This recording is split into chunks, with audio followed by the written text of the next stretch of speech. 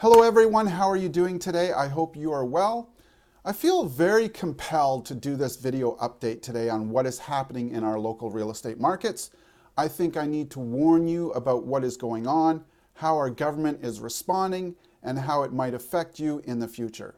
The reason I feel so compelled to have this conversation with you is because I do follow these so-called experts. I do watch YouTube videos to try and educate myself and have a balanced perspective on what's happening. And yes, I do follow Google News updates as well. And I have to tell you, no one is talking about this. Yes, everyone is talking about the market going crazy, and there are even some talking about a housing bubble. They are wrong, by the way. And I, for one, am actually quite upset because not one person is actually telling it like it is. Yes, our property value has gone up quite a bit since my wife and I purchased our home, which is great if you're a home owner. But if you are a home buyer right now, you have to be really open and willing to think outside of the box to what your options are, because things are about to get a lot worse. And today I want to share with you the reasons why. As you know, the Canadian government and our own provincial government is putting minimal effort into actually solving the housing affordability crisis. They've been sitting on this problem for 20, 30 years, and their answer is always the same. I really do think that their main priority is population growth to help broaden and increase the tax base, because they simply want more people, and more people, of course, means more taxpayers. When you have a government that has pledged to more than double our current population from 38 million to 100 million, you have to wonder, where are all of these people going to live? And if you think home affordability is a bad problem now, when this pandemic ends, it's about to get much, much worse. In Vancouver, as you know, we have a very unique situation. We have mountains in the north, ocean in the west, the states to the south, and we have farmland in the east, and then the Rocky Mountains. We only have so much area that we can actually develop for residential housing. So, what is the government's response to our housing affordability crisis? Well, it is to bring an increase to immigration to bring in more taxpayers, which I understand they want to replace retiring workers, but all these new citizens need an affordable place to live. You can't address one problem without fixing the other. Two, it's more government regulation. As you've seen throughout the years, it's far easier for government to make it harder and more expensive for you to buy a home, rather than put plans and policies in place to help make housing more affordable. And three, and this last response is why I wanted to make this video today and share my insights with you, because this last point is very important for you to understand. And it's this: ever increasing housing density. You should be particularly concerned right now if you ever have a dream of ever owning a single family home or a home with a master bedroom on the main floor, because local cities are responding to the housing affordability crisis by building density. If you go to Langley right now and you go to Willoughby, they're building up tons and tons of 3-story townhomes with all those stairs and 4-floor condos, all cookie cutter. They all look basically the same, a little bit of variance in the floor plan, but there's only so much you can do. And the problem is, where is the real demand for housing? The demand is for single family homes, and with our aging population, homes with masters on the main. People want a single family home because they understand that the value in real estate is actually in the land itself. That's why you see homes in Vancouver that are 50 years old and they're tear down and they're selling for $1.5 million. It's not the home that has value, it has the land. So your goals should always be to get into a condo or a townhome, whatever you can afford, to use that as a stepping stone, you know, a 5 or 10-year plan to get out and then get into a single family home, because at some point, that's where the value is. That's where the real value. When you look at home prices and how they've increased throughout the years, and you look at townhomes and condos, the townhomes and condos just cannot keep up. And I've actually had this happen to clients, and I try and share this story as much as I can so that people can really understand what is going on. I have a client. He and his wife, about a year ago, got hit with an $85,000 assessment. I have another client and friend who got hit with a $120,000 assessment.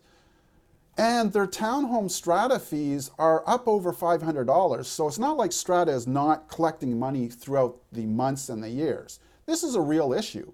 If your townhome is 25, 30, 35 years old, I'm telling you, you're getting at that window where one day your strata is going to send you a letter and say, listen, we need to replace the building envelope, and according to our engineer's study, we also need to fix this, and they give you a line item by line item of all the actionable items that they need to fix or replace, and then at the bottom they tell you what it's going to cost you. And they don't give you a lot of time. A lot of time they give you 6 to 9 months to come up with that money.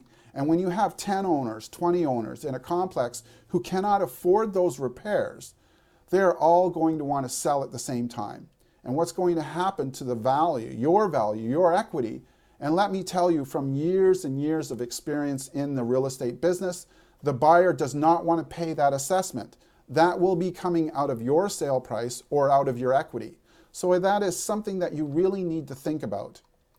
Because cities, like I said, are building for density. It's getting much harder to get a 2-story and much, much harder to get a rancher with a master on the main. And if you do, because they take up so much more land and because lumber is getting so expensive right now. You go to lumber stores, it's crazy. We're seeing increases of 100, 200, 300% on lumber.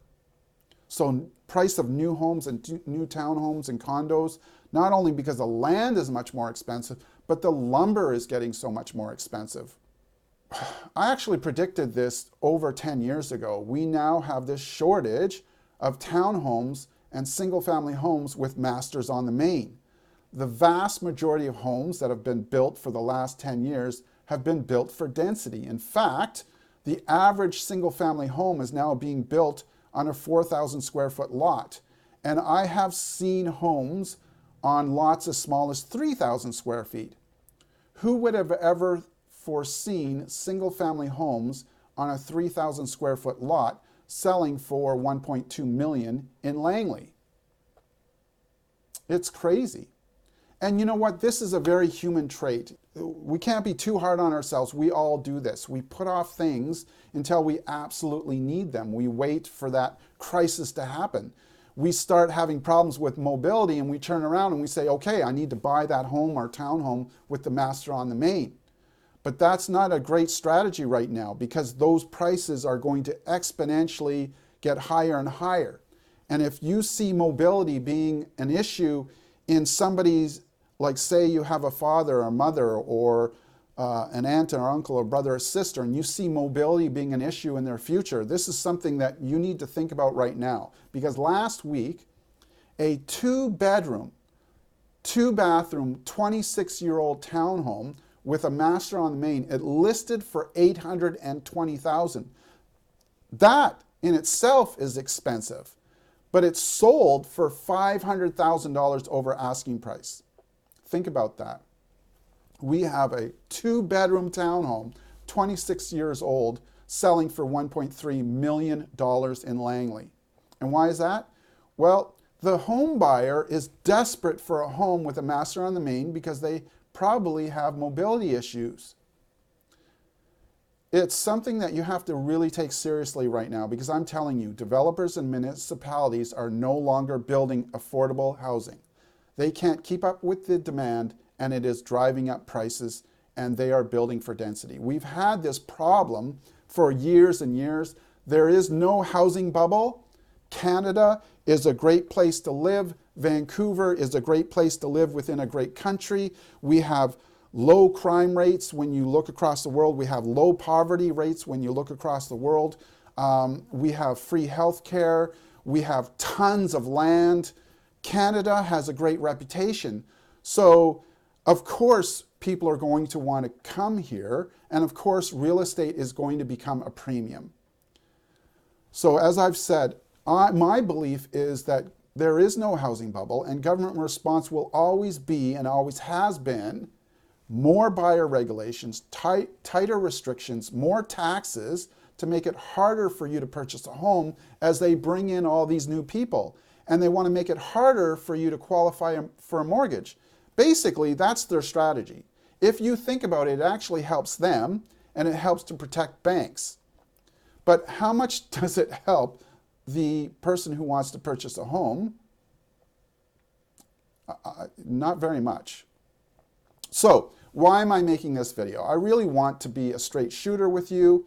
I want to be honest with you so that a year from now, 2 years from now, you're not saying to me, Kevin, how come no one told me about what is happening?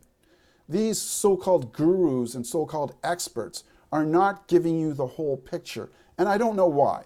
Maybe they're just parroting each other.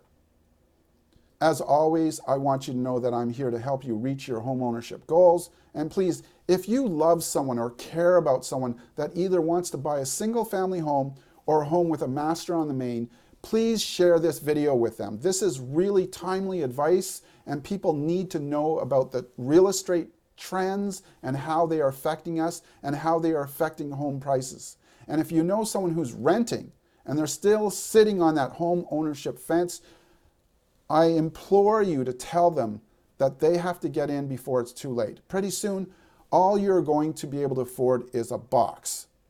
And if you think renting is the answer, I'm telling you, what you get for your rental dollar in Vancouver and Lower Mainland is disgusting, it's criminal, and yes, it's only going to also get worse. As always, if you need help, if you're not sure what to do, please reach out to me. Let's get together, let's have a coffee, and let's talk about your real estate goals for you and your family. Let's look at your options, your priorities. Let's do some out-of-the-box thinking, and let's put a plan in place for you. As always, I'm only a phone call away or an email, and I'm always here to help you. Until the next time that we chat, stay safe, everyone. Bye-bye.